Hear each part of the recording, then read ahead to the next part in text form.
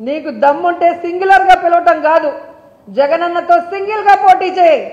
175 కాన్స్టిట్యున్సీలో జనసేన తరఫున 175 మంది క్యాండిడేట్లు పెట్టి ఎలక్షన్కి వెళ్ళి గెలిచి అప్పుడు సింగులర్గా పిలిస్తే నువ్వు దమ్మున్నోడివి అంటారు. కానీ పనికి మాలిన వాడిలాగా వయసు పెరిగిందే కానీ బుద్ధి లేకుండా ఏకవచనంతో ఒక సీఎంని నువ్వు మాట్లాడుతున్నావంటే నీ తల్లి నీకు నేర్పించిన మేనర్స్ ఇదేనా అని అడుగుతున్నాను. ఈరోజు ఆమె గొప్ప తల్లి, ఆమె నేను అనకూడదు, కానీ నీ వల్ల అందరూ కూడా ఆమెను అనే పరిస్థితి. తల్లి సరిగ్గా పెంచుంటే ఇలా ఎందుకు ఉంటారంటారు. అమ్మ నన్ను క్షమించమ్మా. ఈరోజు నేను ఒకటే చెప్తున్నాను, క్రిమినల్ క్రిమినల్ అంటున్నావు. ఎవరు క్రిమినల్? రోడ్ల మీద గన్నులు పెట్టుకున్న తిరుగుతున్న వాడు క్రిమినలా? ప్రజల కోసం సర్వీస్ చేస్తున్న ముఖ్యమంత్రి క్రిమినలా? ఎవరు క్రిమినల్? ఎప్పుడు చూసినా మేము అధికారంలోకి వస్తే వంకోబడతాం, బట్టలు ఉడదీస్తాం, లాక్కెళ్ళి కొడతాం.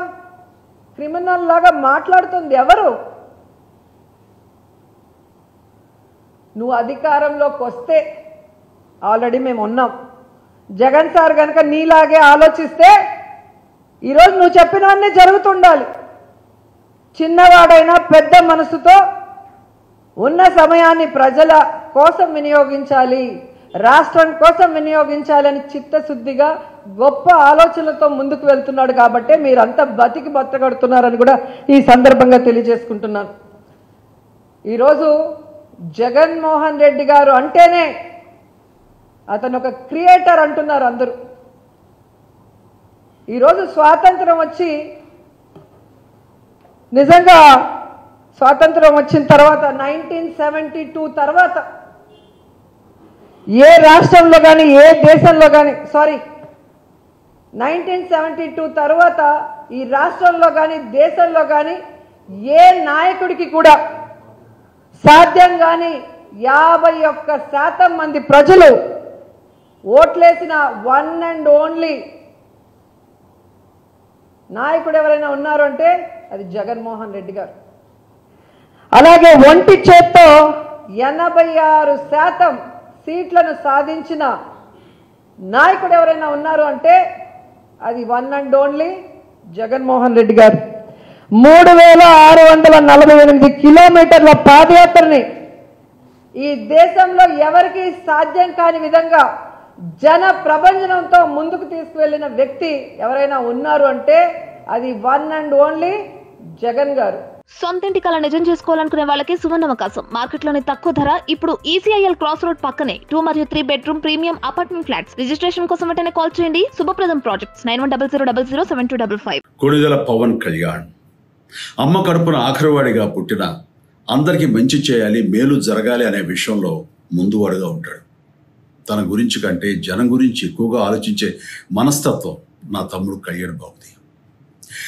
ఎవరైనా అధికారంలోకి వచ్చాక ప్రజలకు ఏదైనా చేయాలనుకుంటారు.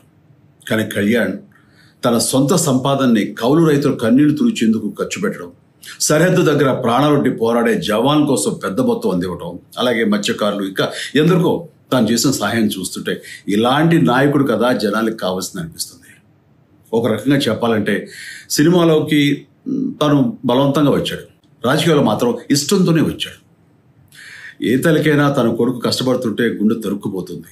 అలాగే ఏ అన్నకైనా తన తమ్ముడు అనవసరంగా మాటలు పడుతుంటే బాధేస్తుంది. అలా బాధపడుతున్న నా తల్లికి ఈ అన్నయ్యగా ఒక మాట చెప్పాను. నీ కొడుకు ఎంతోమంది తల్లుల కోసం వాళ్ళ బిడ్డల భవిష్యత్తు కోసం చేసే యుద్ధం అమ్మా ఇది. మన బాధ కంటే అది ఎంతో గొప్పది అన్నాను. అన్యాయాన్ని ఎదిరించకుండా మౌనంగా ఉండే మంచివాళ్ల వల్లనే ప్రజాస్వామ్యం మరింత నష్టం అని నమ్మి జనం కోసం జన సైనికుడయ్యాడు. తాను బలంగా నమ్మిన సిద్ధాంతం కోసం తన జీవితం రాజకీయాల్లోకి అంకితం చేసిన శక్తిశాలి పవన్ కళ్యాణ్. ప్రజల కోసం, రాష్ట్ర భవిష్యత్తు కోసం ఆ శక్తిని వినియోగించాలి అంటే చట్టసభలో అతని గొంతు మనం వినాలి. జనమే జయను నమ్మే జనసేనాని ఏమి చేయగలడో చూడాలంటే మీరు పిఠాపురం ప్రజలు కళ్యాణ్ని గెలిపించాలి. మీకు సేవకుడుగా, సైనికుడుగా అండగా నిలబడతాడు. మీకోసం ఏమైనా సరే కలబడతాడు, మీ కళ నిజం చేస్తాడు. పిఠాపురం వాస్తవ్యులకు మీ చిరంజీవి విన్నపం.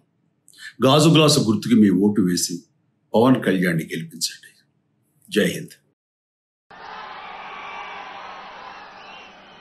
యువత ధైర్యంగా నిలబడాలే కానీ, మీరు ధైర్యంగా నిలబడాలే కానీ, మిమ్మల్ని బంధించి ఉంచిన జైలు గోడలు కూలిపోవడానికి సిద్ధంగా ఉన్నాయి. బానిస సంఖ్యలు తెగిపోవడానికి సిద్ధంగా ఉన్నాయి. స్వేచ్ఛా స్వాతంత్ర్యం అనే ఒక 2 విస్తారిత బాహువులతో మీకు స్వాగతం చెప్తుంది. ఈ రెండింటిని మీరు ధైర్యం చేస్తే, మీ కోపం క్షణికోద్రికం కాకూడదు. ఈ ఒక్క క్షణం అల్పోత్సాహం, అన్ని అల్పంగా పెట్టుకోకండి, దీర్ఘకాలంగా పెట్టండి. మీ కోపం ఉంటే, సమాజం మీద అన్యాయం ఉంటే దీర్ఘంగా, లోతుగా పెట్టండి.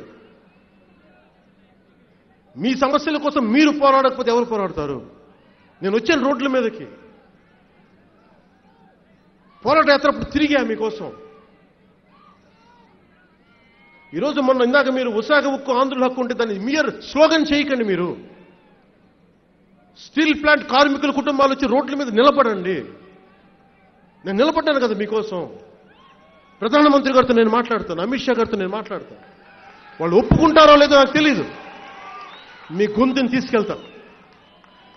ఉన్న వీళ్ళకి 30 ఎంపీలు వైసీపీ వాళ్ళకి ప్రయోజనం ఏంటి? ప్రధానమంత్రి గారు నన్ను ఎందుకు పిలుస్తారు? మీ గుండెల్లో స్థానం ఇచ్చారు కాబట్టి నేను ప్రధానమంత్రి గారు పిలుస్తాను.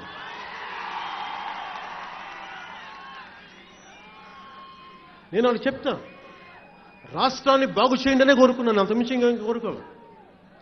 రాష్ట్రానికి స్టెబిలిటీ ఇవ్వండి.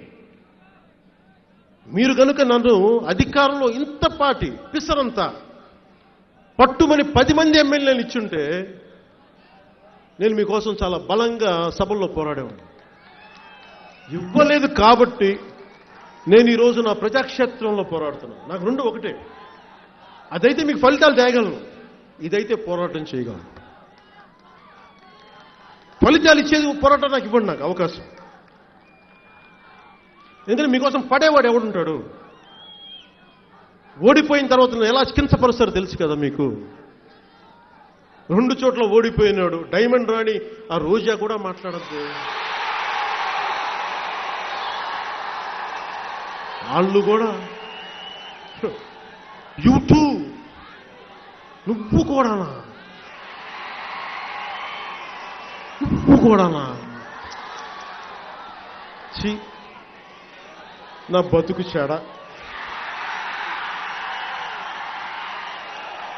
కానీ ఇదంతా మీకోసం అబ్బాయి, నా కోసం లేదు, మీకోసమే. మీకోసం డైమండ్ రాణిల చేత కూడా తిట్టించుకుంటాం. నాకు ఓకే. ఇంకా సంబరాలు రాంబాబుల గురించి మీకు తెలిసిందే.